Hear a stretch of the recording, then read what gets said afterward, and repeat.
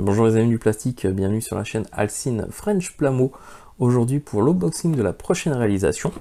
On retourne dans l'univers Gundam Seed qu'on n'avait pas exploré depuis quelques temps. Alors peut-être pas forcément pour vous, je sais plus trop l'ordre de diffusion des vidéos, mais moi en termes de réalisation, ça fait un petit moment que j'ai pas fait des Gundam Seed. Et là en l'occurrence, on va partir sur le Gaia Gundam de l'univers Gundam Seed Destiny, donc la suite de Gundam Seed. C'est une maquette qui est sortie en janvier 2005 au Japon, donc qui commence quand même maintenant à sacrément dater. Et puis, c'est une maquette qui est sortie au prix de 1600 yens, soit à peu près 14-15 euros. Voilà. Le Gaia Gundam, c'est un mobile suite qui a la particularité de se transformer en mobile armor plutôt de type terrestre, hein, et il ressemble beaucoup lorsqu'il se transforme au mobile Boku qu'on peut apercevoir dans la série Gundam Seed. Et il est piloté, donc il sera volé, créé d'abord par Zaft, volé par l'Alliance Terrestre et piloté par Stellar Lucier, qui sera elle-même vaincue par le Freedom et par l'Impulse, je sais plus, non je sais plus trop. Bref, et une fois qu'elle sera vaincue, le Gaia Gundam sera récupéré par Andrew Alfid, qui va lui le repeindre en rouge et jaune, qui sont plus ses couleurs. Et puis voilà, c'est tout pour la petite histoire. Donc on va tout de suite passer à l'unboxing de ce kit et voir un petit peu ce qu'il y a dedans. Bon, sachant que c'est un kit de 2005, faut pas non plus s'attendre à des super détails qu'on peut avoir maintenant, mais je pense que dans l'ensemble, on va quand même réussir à avoir un kit sympa, en espérant que ça ne sera pas la même qualité que le Raider. Voilà. Pour ceux qui ne savent pas de quoi je parle, regardez l'unboxing et surtout la review du Raider de Gundam Seed que j'ai réalisé. Vous comprendrez tout de suite de quoi je parle. Voilà. Bon, allez, on s'attaque à l'unboxing. Alors, avant d'attaquer l'unboxing, évidemment, je ne vous ai pas montré la boîte. Je suis allé un petit peu trop rapidement. Donc voilà. Donc pour le box art, hein, on a un Gundam très sympa qui donne envie de le monter. Visuellement, c'est assez cool. On voit ici sa transformation. Donc comme vous le voyez, ça ressemble vraiment assez au mobile Boku. Il y a quand même une forte ressemblance. Et donc il se transforme en mobile armor de type terrestre. Voilà. Le petit logo bleu de Bandai Spirit. Ici, on va voir que c'est le numéro 5 de la série Gundam Seed Destiny. Ici, on va avoir le line-up des modèles qui sont sortis avant ou après, je sais pas trop.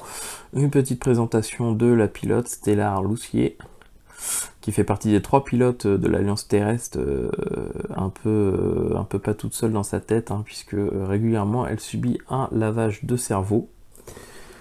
Donc qu'est-ce que j'ai dit? Non, j'ai dit que c'était le numéro 5, n'importe quoi, c'est le numéro 20 de la série. Et puis ici, on va avoir un visuel du modèle de face, de dos, dans une position dynamique, et enfin transformé en mobile armor. Voilà, on a fait le tour de la boîte, je crois. Ouais, donc on s'attaque à l'unboxing. Alors c'est parti pour l'unboxing du Gaia Gundam.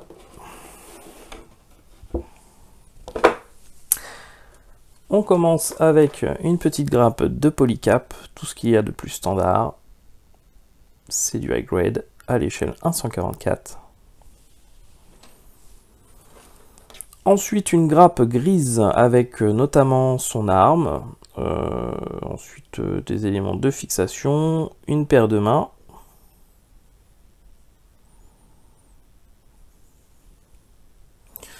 Et d'autres éléments que je serais bien incapable de vous dire pour le moment à quoi ils correspondent. Une petite grappe un peu mauve, dans un mauve très clair, hein, avec notamment, je crois que c'est les éléments de son backpack. Là c'est au niveau en dessous le torse je crois, donc au niveau du bassin. Et puis oui, le reste des éléments du backpack, un élément du visage je crois. Les beam saber.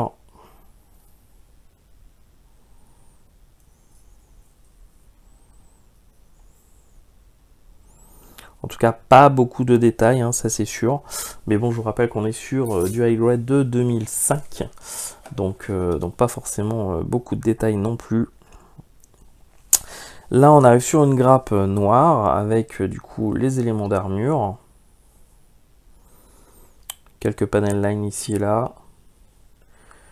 Les jambes en deux parties. Pas facile à repérer sur ce kit les éléments, de deviner vraiment où est-ce qu'ils vont. Là, je pense que c'est des éléments du bras. Là, je dirais que c'est ça doit être de la jupe, jupe interne ou arrière, peut-être. Ouais, j'ai du mal à repérer les éléments, en tout cas, sur ce kit. Bon, en tout cas, des pièces assez simples, hein, vraiment pas... là, sur cette partie-là, on a juste une petite ligne de structure ici. Ici, rien, tout est plat. Donc, un kit assez plat, hein, sur ma première impression, hein, très peu de détails. À voir ce qu'il donne une fois monté. Et enfin une dernière grappe, hein, donc vous avez vu très peu de grappes sur ce kit également, avec toujours des éléments noirs. Là on a des éléments du bouclier, ça je pense que ça doit faire partie du backpack, et c'est aussi du bouclier. On a le torse ici, la tête en deux parties, des éléments du torse jaune, levée fine, des éléments en rouge avec une partie de la tête, les lames des Beam Saber. Ici, je ne sais pas trop à quoi ça correspond. Enfin, ouais, vraiment très peu de détails sur ce kit. Bon, on va voir. Ça va permettre du coup de faire plutôt se concentrer vraiment sur des effets de peinture avec des éclaircissements, notamment sur tout ce qui est noir. Des éclaircissements sur les panneaux centraux pour les faire ressortir un petit peu plus. Et puis voilà. En tout cas, on a fait le tour des grappes. On a une planche de stickers assez bien fournie, hein, du jaune, du rouge. Il y en a un peu partout. Donc à voir quels sont les éléments qu'on va pouvoir aisément refaire à la peinture. Et puis ceux où on va pas forcément trop s'embêter, comme les yeux ou la caméra, ou lesquels on va utiliser les stickers. Enfin moi en tout cas. Il nous reste à voir le manuel, avec du coup une image du modèle. Alors c'est assez étrange parce qu'on dirait vraiment une image du modèle monté, mais à la fois ça fait un peu image 3D. Bon, c'est vrai que le modèle est vraiment assez pauvre, il est assez pauvre en détail, hein. On a un jeu de couleurs assez parlant, mais en ce qui concerne les détails des pièces, c'est vraiment c'est très plat. C'est pas oufissime, hein. Ici on retrouve le modèle de face, de dos et la transformation en Mobile Armor. La pilote Stellar.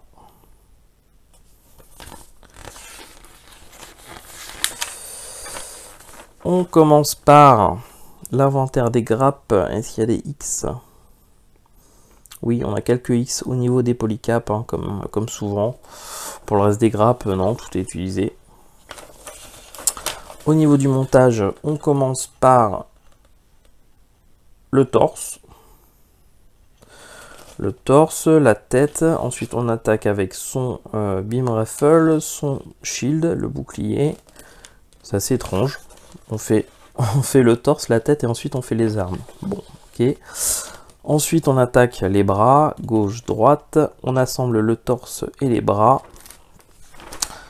On met son arme dans sa main. Ensuite on s'attaque aux pieds et aux jambes, gauche et droite. On fait ensuite la partie inférieure, donc le bassin, la jupe arrière, la jupe avant. On assemble toutes les parties inférieures, donc les jambes et les bassins.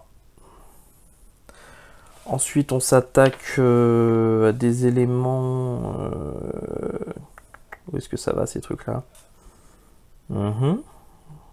Ah, c'est au niveau du backpack. Alors, c'est un peu brouillon, hein. On va s'attaquer aux éléments du backpack, et puis là, on retrouve l'image où on assemble le haut du Gundam avec le bas du Gundam. Et ensuite, on revient sur les éléments du backpack qu'on aura monté 2 étapes plus tôt. C'est un peu... Ok, bon, on va pas chercher plus loin. Hein. Ensuite, le bouclier, les Beam Saber. Ici, qu'est-ce qu'on nous montre?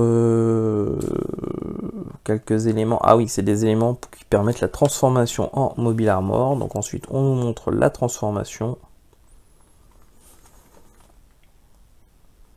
Voilà. On termine avec quelques images et informations sur le kit. Le guide des couleurs.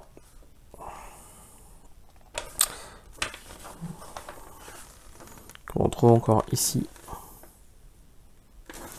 Et puis voilà, on a fait le tour.